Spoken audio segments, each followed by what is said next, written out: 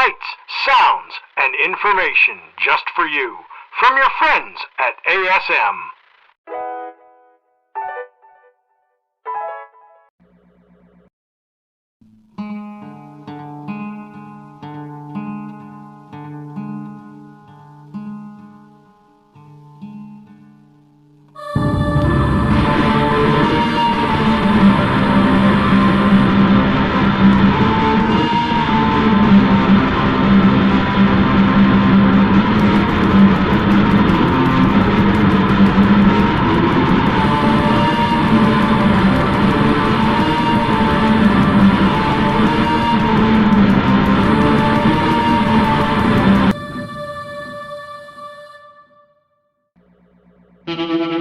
Welcome to the turn of night.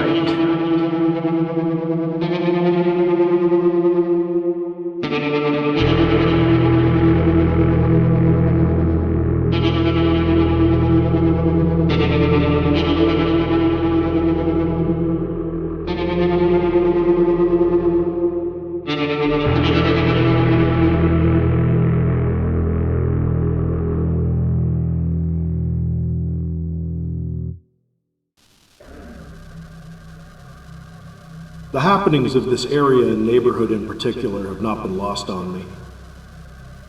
Chatter in blogs and among local residents, I suspect much of it is just tall tales due to boredom. One person trying to outdo the other, but that sort of thing has been going on since the beginning of time. Boring nonsense, as bad as the movies these ideas are likely lifted from. I've heard nothing unusual in the news, just the typical political wind-ups, strife in other parts of the world, and those with that never-ending appetite for wealth, jetting off into the wild blue yonder and blasting crap into outer space. It's all a blur after a while. TV news and urban myths, I mean, that constant barrage of money, monsters, and the mundane.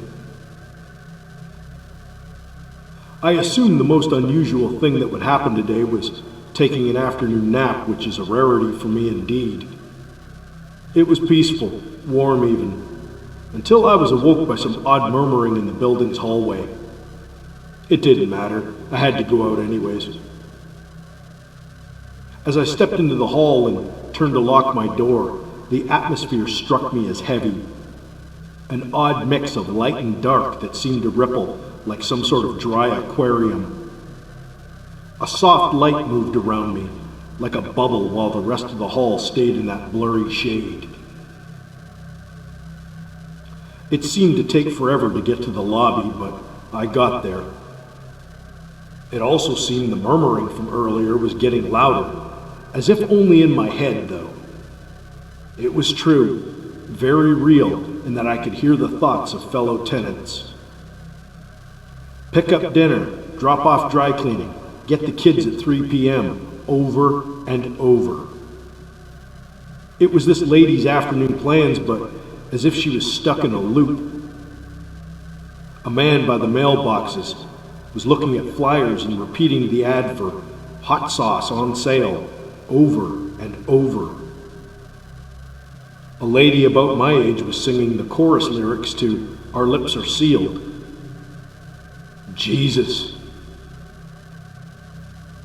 Outside looked as bizarre as anything. An odd squeal that was likely from the nearby train tracks and vehicles that were non-existent on this very street, which I found really odd. The blurry tones from inside looked almost orange out here, at least around this building. I had to venture out, opening the doors even though they felt heavier than they normally do, but I squeezed through. Outside there was no wind, and it was slightly room temperature. A booming voice startled me, and I turned to see two people. They were wearing ceremonial robes and appeared to be female and male. They didn't speak, but I heard them clearly ask, "How are you awake?" I was shocked, but replied, "Well, I was having a nap, but woke up." My speech was slow, as though staggered somehow, almost like the walking was through the thick atmosphere of the corridors inside. They nodded and then telepathically spoke to one another. He was asleep at the beginning and must have woke up within the first part of the cycle.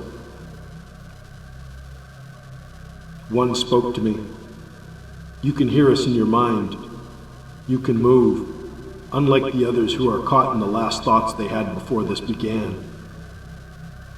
What is this exactly? As slow as I moved, I was starting to get a bit worried and just a bit mad over all of this. This is an active summoning. We're drawing energy from a... They stopped mid-sentence. A loud cracking sound in the sky drew our attention. Clouds parted and bright fractured purple light burst across the mellow sky. If I thought it was all messed up until now, I was sadly mistaken. Through the broken glass of said purple flash, what appeared to be a hideous giant eye slowly hovered overhead. The two, I suppose, sorcerers began reciting words in tandem in what I can only describe as Latin. As the eye seemed to be repelled, the atmosphere shook violently, yet the ground remained still. A high-pitched squeal, unlike no earthly sound I've ever heard, caused me to fall over. The sorcerers relaxed their stances as the portal closed, causing the giant eye and purple aura to vanish as well. The slow-moving state of the area remained, as did my speech as I blurted out, "What the?" Before I could finish, they pointed at me as one mentally shouted, "Somnum." Darkness, and then I woke up again. I was sitting on the park bench in the yard. Jumping up, I noticed immediately that things were as they normally were. I saw the tenant from earlier, the lady that was reciting her afternoon chores, completely unaware, holding her car keys and checking her phone. Time had stood still. It was as if none of this had happened. I'm not so much surprised that this happened, but that there is more than news, half-truths, outright lies, and tedium of the world that we've grown to accept. Am I still a jaded skeptic? Only time will tell on that one.